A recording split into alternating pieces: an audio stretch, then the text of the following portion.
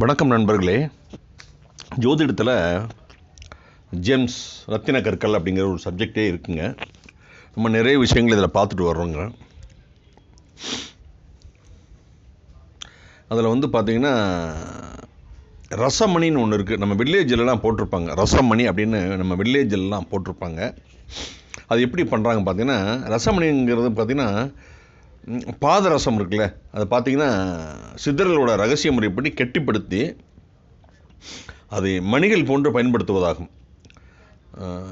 ரசமணிங்கிறது ரத்தனத்தோட calculation வர்றதில்லை, இருந்தாலும் அதனுடைய ரொம்ப ஒரு முக்கியமான விஷயம். அதனால தான் நம்ம இந்த சப்ஜெக்டை பற்றி பேசுகிறோம்.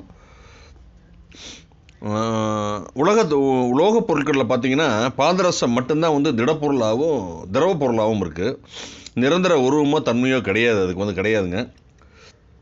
பாதரசத்தை நம்ம ஹீட் பண்ணோம்னா எளிதிலேயே அது எக்ஸ்பான்ஷன் ஆயிடுது. நம்ம அது கூல் பண்ணும்போது மறுபடியும் சுருங்கிடுதுங்க. இதனால் உடலில் உள்ள சீதோஷ நிலையை அறிந்திடுவதும் தெர்மாமீட்டரில் இதனால் தான் பாதரசம் பயன்படுத்தப்படுகிறதுங்க. அதில் உள்ள பாதரச நிலையின் மூலம் உடல் சீதோஷணத்தை நாம் எளிதில் அறிந்து கொள்ள முடிகிறது. சரிங்களா? இதான் அந்த ரசமணி பாதரசத்துலேருந்து தான் செய்கிறாங்க. அடுத்ததாக ருத்ராட்சம் கேள்விப்பட்டிருப்போம். ருத்ராட்ச கொட்டைகள் என்று அழைக்கப்படுகின்ற ருத்ராட்ச மணிகள் ரத்தினங்களின் வகையை சேர்ந்தது கிடையாதுங்க. இது ஒருவித மரத்தில் விளையும் கொட்டைகள் ஆகும். இந்த ருத்ராட்ச மணிகள் பார்த்தீங்கன்னா இந்து மதத்தில் மிகவும் புனிதமாக கருதப்படுகிறது. அதன் முக்கியத்துவங்கிறதே ருத்ராட்ச மணியை பற்றியும் இங்கு டிஸ்கஸ் பண்ணுறோம். பழைய தமிழ் நூல்களில் பார்த்தீங்கன்னா 27 மணிகளில் ஒன்றாக ருத்ராட்ச மணி சொல்லப்பட்டுள்ளது.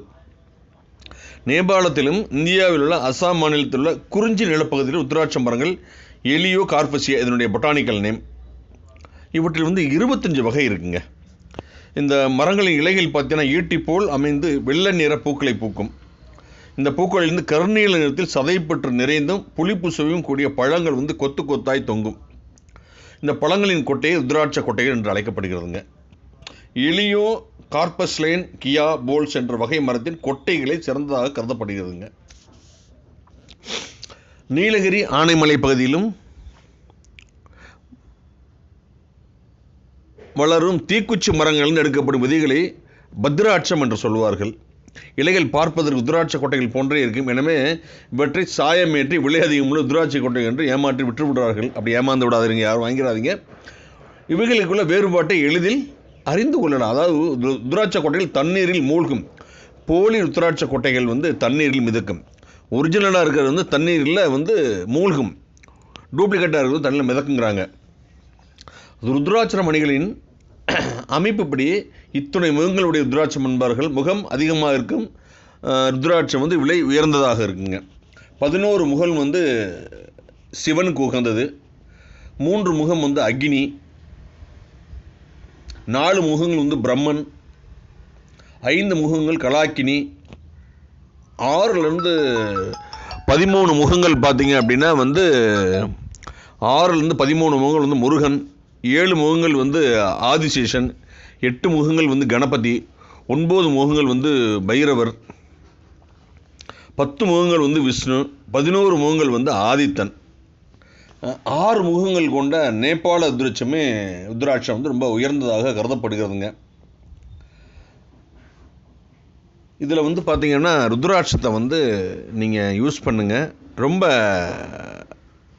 நல்லா இருக்கும். ஆனால் ஒரிஜினலாக தான் நீங்கள் யூஸ் பண்ணணும், இல்லைன்னா அது வேஸ்ட்டுங்க. நான் சொன்னபடி நீங்கள் ருத்ராட்சம் வாங்கி தண்ணியில் போடுங்க.